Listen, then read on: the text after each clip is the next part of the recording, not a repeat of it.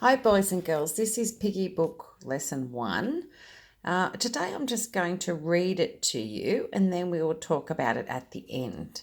So I want you to pay careful attention to the pictures. I haven't got anyone filming me today, so I'll do the best I can. It's by an author called Anthony Brown. He also wrote Willie the Wimp, which was your book from week 1. So once again, we're talking about point of view and how different people in this story might feel about different things. So, good look at that picture. And it says, Mr. Piggott lived with his 2 sons, Simon and Patrick, in a nice house with a nice garden and a nice car in the nice garage. Inside the house was his wife.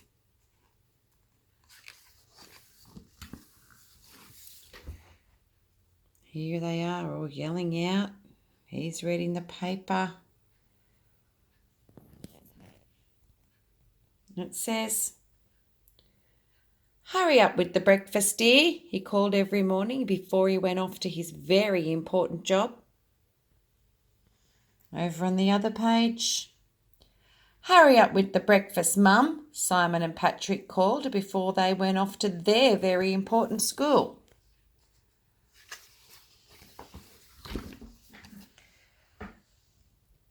And then they left the house.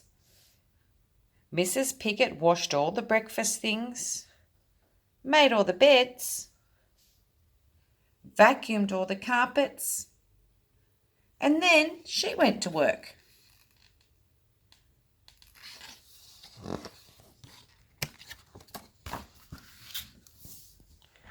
"Hurry up with the meal, Mum," the boys called every evening when they came home from their very important school. "Hurry up with the meal, old girl," Mr. Piggott called every evening when he came home from his very important job.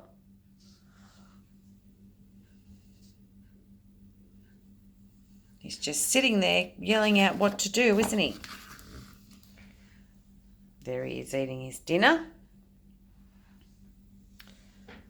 As soon as they had eaten, Mrs. Piggott washed the dishes, washed the clothes, did the ironing, and then she cooked some more.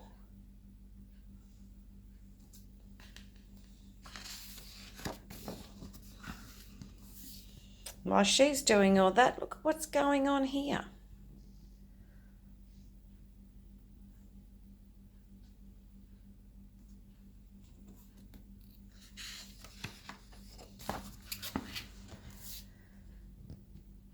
One evening, when the boys got home from school, there was no one to greet them. "Where's Mum?" demanded Mr. Piggott when he got home from work.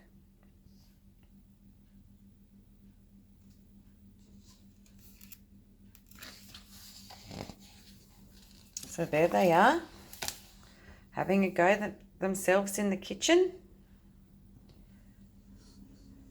"But what shall we do?" said Mr. Piggott. They had to make their own meal. It took hours and it was horrible. Next morning, they had to make their own breakfast. It took hours and it was horrible. Some of you might be noticing some things about the pictures, but we'll come back to that later. We'll just listen to the words for now. The next day and the next night and the next day after that, Mrs. Piggott was still not there. Mr. Piggott, Simon and Patrick tried to look after themselves. They never washed the dishes. They never washed their clothes. Soon the house was like a pigsty. "When is Mum coming home?" the boys squealed after another horrible meal. "How should I know?" Mr. Piggott grunted. They all became more and more grumpy.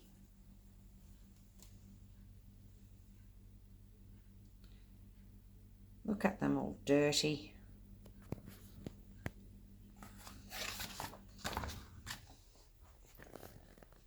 One night there was nothing in the house for them to cook.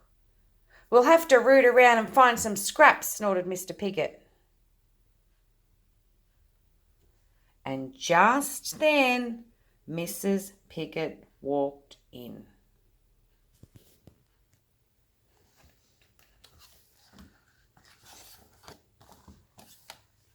And there she is. "Please come back," they snuffled.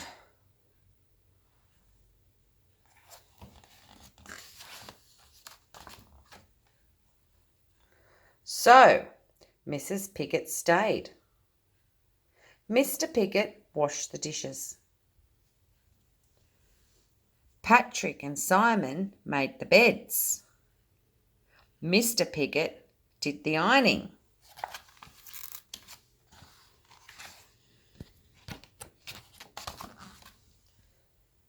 And they all helped with the cooking. They actually enjoyed it.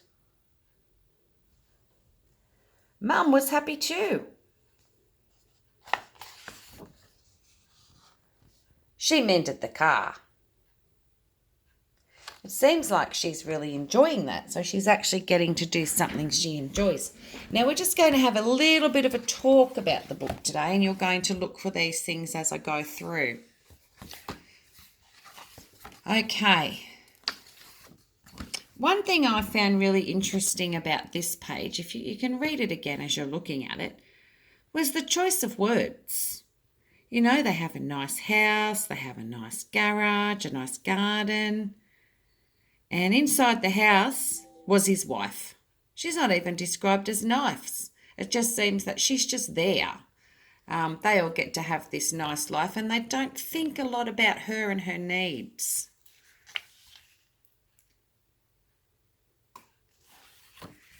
Then over to here, there they all are, demanding their breakfast because they have to go to their very important job and their very important school.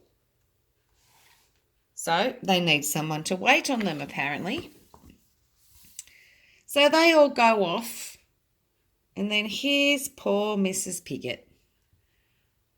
Now, one thing I've noticed, and we've talked about this a lot in class, is that colours can tell us a lot in picture books and often the pictures can tell a different story to the text. So look how dark and dreary it is. They're not happy and bright and like the other pictures. And you notice even the words, it says everything that she does for them, and then it says, and then she went to work. Now, it looks to me like she's already done a full day's work, but it also doesn't say that her work's important. They go to important jobs and important schools. She just goes to work, apparently. And as soon as they walk in, they want more things and they just sit. And you might notice some things are starting to change in the pictures here. And tomorrow we're going to go back and have a careful look at the words. And when you come into school this week, because there is a face-to-face day, you'll have an opportunity to have a good look at this book and we can do even some more work around it. But when you have a look here, oh my goodness, his shadow is a pig. Usually when we think of pigs, we think that they're messy and, you know, when we call a person a pig, which isn't a nice word, it's usually because they're a bit rude and uncooperative. Well, I think that's what we're seeing with this Piggot family. And look, even his bow tie is whatever you call that, like a brooch, I suppose, or a pin, is turning into a pig. Even the paper.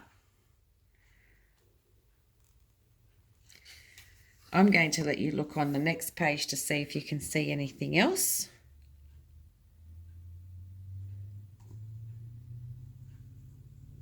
And look at the colours that are used. Mr. Piggot is very big in that picture, which means he's usually more dominant and he's bright. And it's like, well, here I am. I'm important. And there's poor Mrs. Piggot once again in the background doing all the jobs. And you never see her face at the start of the book. It's really like she's a nothing, a nobody. She's just there in the house. And then you'll notice what starts to happen here. I don't want to say anything too soon. Just have a good look at these pictures yourself and see what you can see in the picture. What's happening?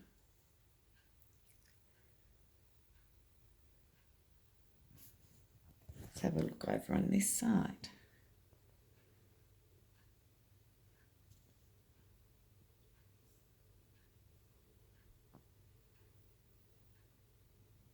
There aren't even any words on this page. So this is where you really have to think about what's the message here from the author. What is he trying to tell you? The author and illustrator. We know Anthony Brown does both.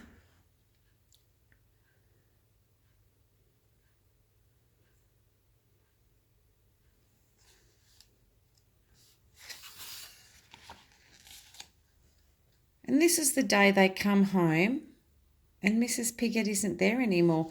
I mean, this is where I want you to be looking for things. Even the emblem on his school jacket there has turned into a pig. Slowly, slowly.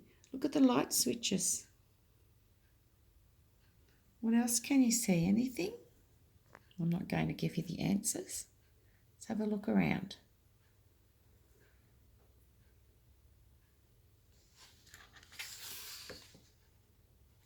Oh, I think I may have missed this page before. Lots of interesting things happening in this picture. Look at the wallpaper.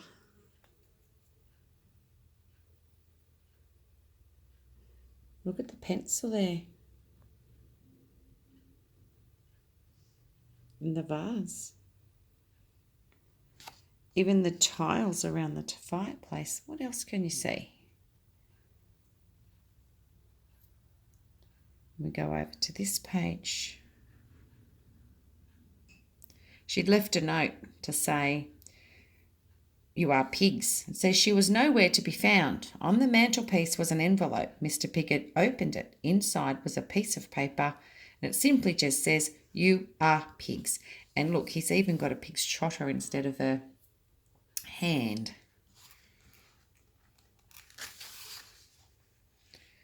There they are having a go at their cooking, and look what's happening to them. I want you to have a look at the moon that you can see there, the clock on the wall. Look at all the food on the ground, even the shadows of the trees. I'll give you a closer look.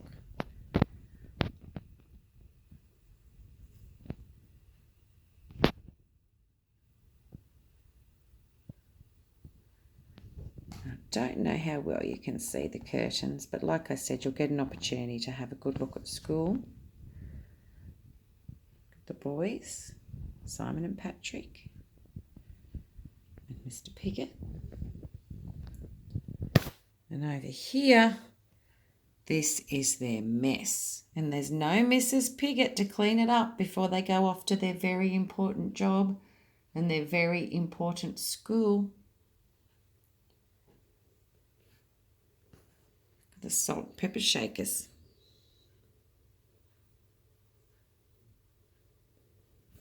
Lots of hidden messages in these pictures.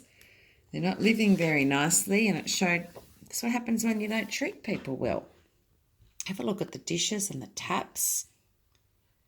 This is where they start saying, "Well, when's Mum coming back?" Look at them all. Look at the light shade.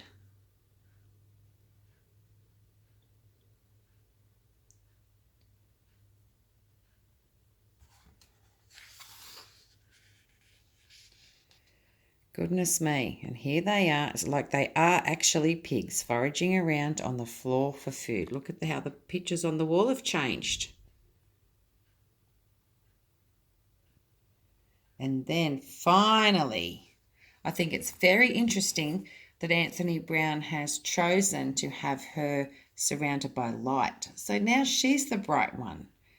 She's the bright one in the home, and it's surrounded by darkness. So I think perhaps she might be the light that comes to save the day, and that they may appreciate her a little bit more. Even the lounge, have a look at that tapestry.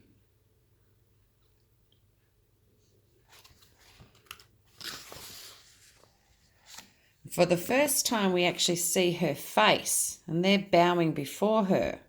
I think that might be some kind of an apology. And they're saying, please, please come back. She's probably quite disgusted when she sees the way that they've chosen to live.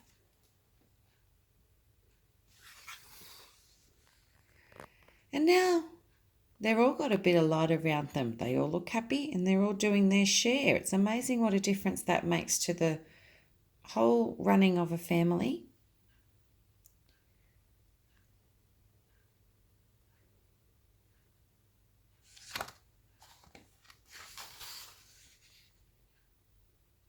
And they're actually enjoying spending time together rather than just sitting there on the lounge, just bossing around Mrs. Piggott. Look how happy she looks now.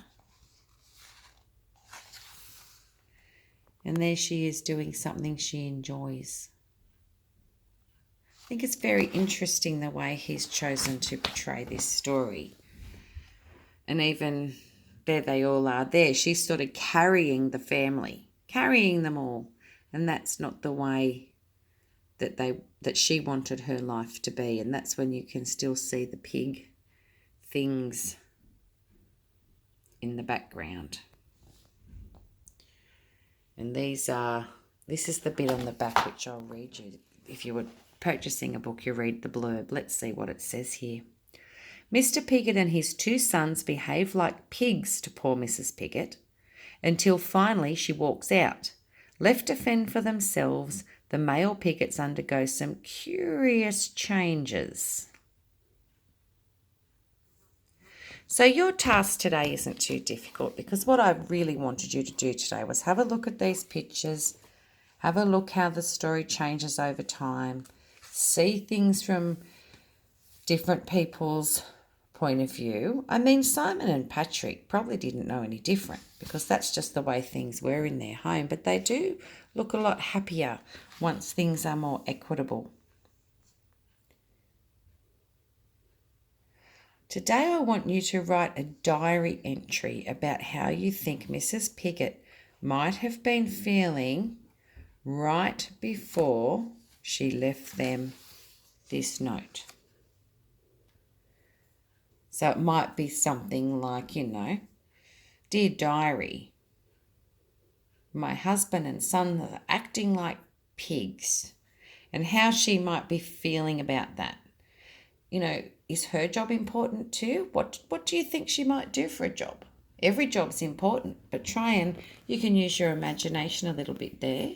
And she must be very tired by the time she gets to work and no one else has done their share. So I want you to do a diary entry about how she's feeling right then when she decides to leave.